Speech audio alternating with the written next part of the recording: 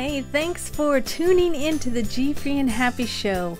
My guest tonight is Sharon. She wrote the book called The Girl Who Cannot Eat Peanut Butter. It's right in the back there.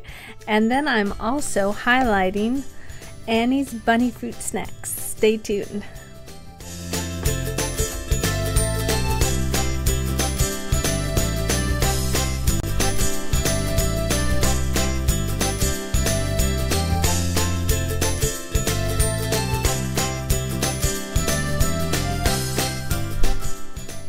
Hello and welcome to the GFree and Happy show that happens every Monday night at 7 p.m. Pacific Time, 10 p.m. Eastern. I'm your host, Kathy, and tonight's going to be fun because I have the first time for a children's book, an author of a children's book, and for the first time, somebody from Canada. So it's exciting for me. Her name is Sharon. I can't pronounce her last name and I forgot to ask. So Sharon wrote The Girl Who Cannot Eat Peanut Butter. And it's illustrated, it's cute, it's for kids with allergies. We'll be talking to her in a few minutes. And tonight I'm highlighting my grandson's favorite treat right now is Annie's Bunny Fruit Snacks. It's organic and it's naturally gluten-free. But first, this show is brought to you by Ovali.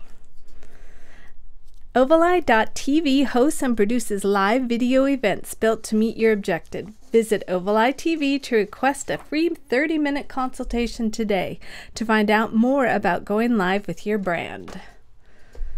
Thank you, Ovali. I have a few things to talk about before we highlight the product and have Sharon on. First off, last week on Friday, I debuted my drink of the week. It's kind of fun. I've always done this actually, and I thought, why not do a video on it? I'm into videos, as you can tell.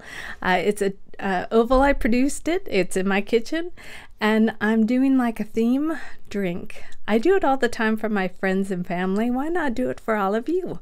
So stay tuned for the next one. It's Cinco de Mayo on Friday drink. I think Cinco de Mayo is not till Sunday. I'm looking forward to a margarita. And then also this month, May brings celiac awareness. Had no idea. Hi, Kathleen. By the way, Kathleen and Brian were the ones that brought it to my attention that it's Celiac Awareness Month in May. I had no idea. For 4 months I've been gluten-free, or 4 years I've been gluten-free, and I had no idea there was a whole month dedicated to awareness of the celiac disease. So stay tuned for lots of updates on this, and I'll be sharing with all my friends and on how we are bringing awareness of the celiac disease, which is getting more and more people involved. You know, I believe if I was tested, I'd probably be celiac too, but I haven't done that yet. It's basically gluten-free. Celiac disease is an autoimmune disease. I believe I have that. Also, gluten, if you don't know, is a protein base of barley, wheat, and rye, and it's disguised in many products that you find on your grocery shelf. If you haven't noticed, I'm wearing glasses now, and that's a reason. I've had to read every single, for 4 years, label in a not well lit grocery store. So now I wear glasses to see. So every day this month I will have something on gfreeandhappy.com because I think this is so important to get the word out, and I will be sharing things like from Gluten Libre and all my friends on social media. So stay tuned for that. And next, I highlight a product every week. It's always got to be gluten-free. And this week it's an organic product. I am highly into organic foods now, and I like Annie's brand. They have a lot of gluten-free products, but also regular products too. They're safe, and they have a ton of labeling too on everything. Let me get the website up here. Or this one's the organic berry patch. Do you have a picture of our grandson though first to show how? This is why I buy these, not just for me, but for that cute little grandson of ours. I stock my pantry. Yeah.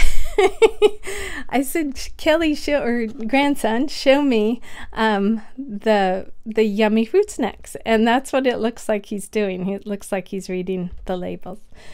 So anyways, this is organic berry patch here. A delicious mix of strawberry, cherry, raspberry flavored bunnies. And boy, when you open a pack, it smells like a bowl full of fruit. It's real fruit juice packed with 100% daily value of vitamin C.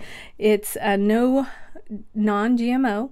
No artificial flavors, synthetic colors, or preservatives. It's kind of scary, all these things that they say, no artificial flavors. What, does everything else have artificial flavors?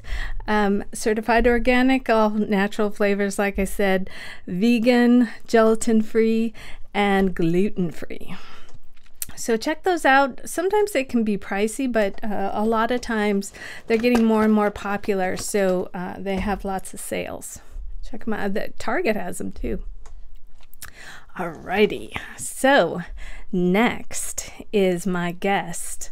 We'll bring her up now and talk to Sharon. Hello, Sharon from Canada. Hello. So nice to have you on the show. I'm thrilled to be on the show. I so appreciate it, because what, you're 2 hours difference from us? That's correct. It's just after 9 o'clock here. So thank you again.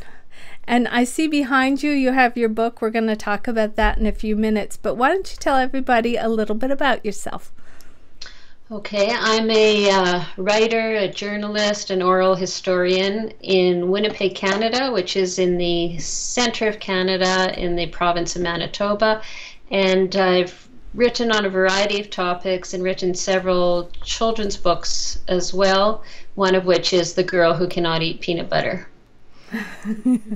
And I looked at your website. I have the one right now of, yes, your book is on the screen now, but your website, and we have it at the bottom of the screen, don't we, that it's Sharon's personal website. You see that? Hold on. How do you pronounce your last name, Sharon? Chisvin. Chisvin, SharonChisvin.com. You have a whole heck of a lot of services that you provide for probably businesses and authors, and I was amazed at how many writing. I mean, I could use that. I'm not very good with writing yet. Those blogs can be fun. Mm-hmm. So yes, I provide writing communication services to all sorts of corporate, nonprofits, anything and everything I'll do. I'm very happy to hear that. So if you guys need any tips, Sharon's the person. Have you worked with many people in the U.S.? Not so much, truthfully, but a few. Hello, Sharon's the girl. Go and talk to her about. Your website has a list of all the things, and it's right at the bottom of writing skills that Sharon provides. But let's talk about, you're on my show because of this. And it's behind you too. This is a book that you recently wrote, and it's on Amazon. It's on our website. Let's talk about, how did The Girl Who Cannot Eat Peanut Butter come about? Okay, actually, I didn't write the book recently. I published it recently. I wrote the book a number of years ago when my oldest daughter was starting grade school. She was going into the first grade. And she has a peanut allergy, an anaphylactic allergy. So I wrote the book for her to help prepare her for school and to help educate her classmates and friends about her allergy. And that's what we need to talk about too, because I think it's important that not only the kids and the families around, the parents of your kids' friends, but also the school. Are you able to give these to the schools around you too? And how did you write the book for the schools too? Well, I wrote the book specifically for her, but I certainly shared it with her school at the time, and I've since made it available to schools in the area. Many of our local schools now have it, many of the libraries, and various other schools across Canada have ordered it as well. Now, we're talking about a peanut allergy, but if you ask me, it goes for gluten-free and all the other allergies out there. And what I want to ask you about is how, I mean, you wrote this book, you must have been seeing your daughter go through some horrible, horrible pains or whatever, and scared to death to go anywhere, probably. Is that why you wrote the book? And what's the book about? Well, she wasn't afraid to go places, but I just wanted to make sure she was aware, and I wanted to reinforce the message that she had to be very careful about what she ate at all times, and that she couldn't just impulsively take something out of her friend's lunchbox or accept the treat that was being offered as snack at school. So I wrote it for that reason.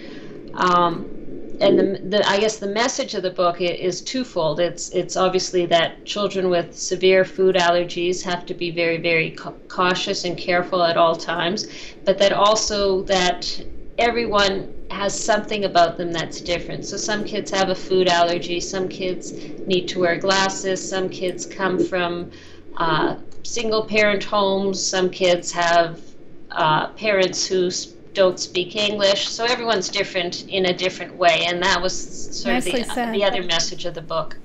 That's nice. So when you read this book, I assume, are you reading it to children too in the schools? Or Yes, I do school visits. Oh, nice. So I want to ask about the reactions, but what's in the book? Tell us a couple pages of how this goes about.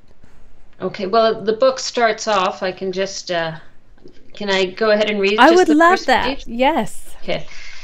So it starts off, it says, Mrs. Smith's class is made up of all kinds of children, each one of them special in a different way. Neri Kramer is very tall. Justin Jameson is rather small. Gil wears glasses with oval frames. Marshall Todd David has 3 names. And then it goes on to describe a few other children who are different in other ways. And then it says, none is as special as the girl named Sam. Why? Because Sam is the girl who cannot eat peanut butter. And then the book goes on to explain what it means to not be allowed to eat a certain food, what an allergy means, how she learned she had an allergy, and what some of the precautions that she needs to take. And then there's a page that describes some of the good lunches she brings, and how, with the point being that even though she can't eat peanuts or peanut butter or anything with peanuts, there's still a whole range of choices out there for her. Oh, that is just the sweetest thing ever. And you wrote that as a mom to your daughter. That's correct. And how old is your daughter now? Right, she's 26 years old now. So when she has kids, she could read this too. Yes, for sure. That is so special. In fact, that is an idea for lots of people that have different things like food allergies, or like you said in the front, the first part of the book, which was really cute. This is something that you can have forever, and just tells a little bit about the little girl you had. I just thought that was special. Very nice. Thank you. So let's see, what is the goal that you're trying to when having this book put out? What is your goal?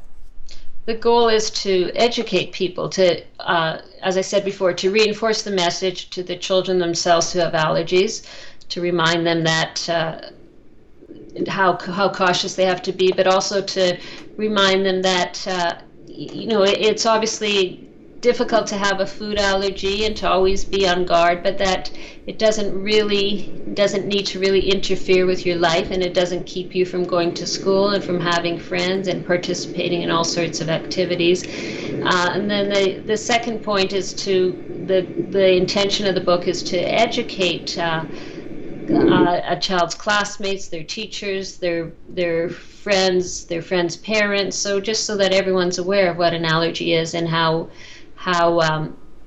important it is to take the necessary precautions and to take allergies seriously. So seriously, because a peanut allergy too can kill somebody, or it can get close to it, right? That's correct.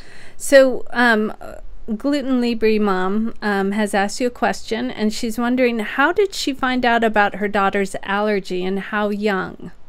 Okay, we found out about our daughter's allergy when she was about 20 months old, actually. Whoa. We were on the highway, and we were driving somewhere from one city to another, and she had a tiny taste of a chocolate bar, a candy bar that contained peanut butter in it, and was immediately covered with hives.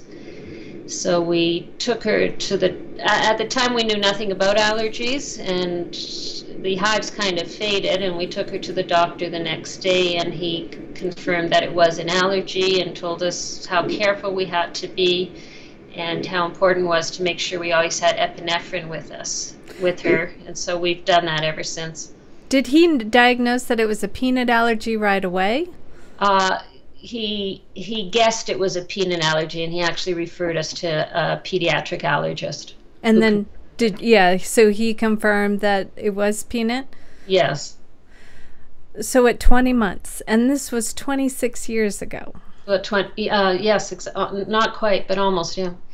So, yeah, it's amazing that in a day that you could go right to the doctors and find that out.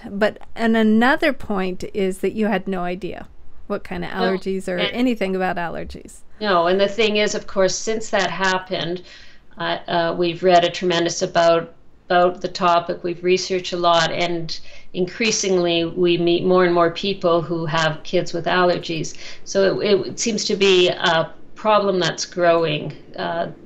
There were fewer kids at the time when our daughter was diagnosed, but certainly now seems to be a huge issue among children. And I would think this book's subject, too, could range from all different food allergies, like gluten-free, and that's why I have you on my show, because I think also you do feel different, that you have a food allergy and you can't eat what most people eat in their lunches. What were some of the lunches you had because I read some of the Amazon replies, or whatever you call that, reviews, and people were making fun of a couple of your choices. So tell us a little bit. There's something about a mushroom or something. Tell us some of the foods that you had. The foods were intended to be humorous. They weren't to be taken that seriously. So they were just different combinations, like sandwiches with apples and Swiss cheese, tuna salad on lettuce leaves, cream cheese and pickles on whole wheat, pitas filled with deli meat. So they were just that's darling, like nonsense, just to sort of add up some humor to the story. I want you to read the whole book now. It's so cute. But yeah, I won't make you do that. Does anybody have any more questions for Sharon? And where can we find you, and what kind of events will you be going to? Will you be doing any signings? I have no signings planned at the present time. For now, the events are mostly local ones in my city of Winnipeg, where I'm going to schools and allergy fairs, that kind of thing. Oh yeah, that would be big, and allergy fairs. The book itself is available through my website, SharonChisvin.com. It's available as an ebook on Amazon, and it's available for Kindles and all the different kinds of e-readers. It's also available through the Vermont Nut-Free Chocolate Company, which is in Vermont in the States, and from Allergy Apparel in the States. So I've sort of made a connection with a lot of companies that are selling nut-free products or allergy awareness products. I think it would be huge in the United States, and and it's on Amazon, and it's all over. Especially if you Google the girl that cannot eat peanut butter, that's all you have to do, and it pops up. And there's a ton of reviews too. You've done a very good job in getting those reviews out there. So, as an author, are you going to be writing more books, or is this the last one? Tell us how that. Well, I've written a few other children's books that are in different stages at this point that I hope will be published shortly. Also, they're on a wide variety of topics. But this one, of course, was the one dearest to my heart because it's for my daughter.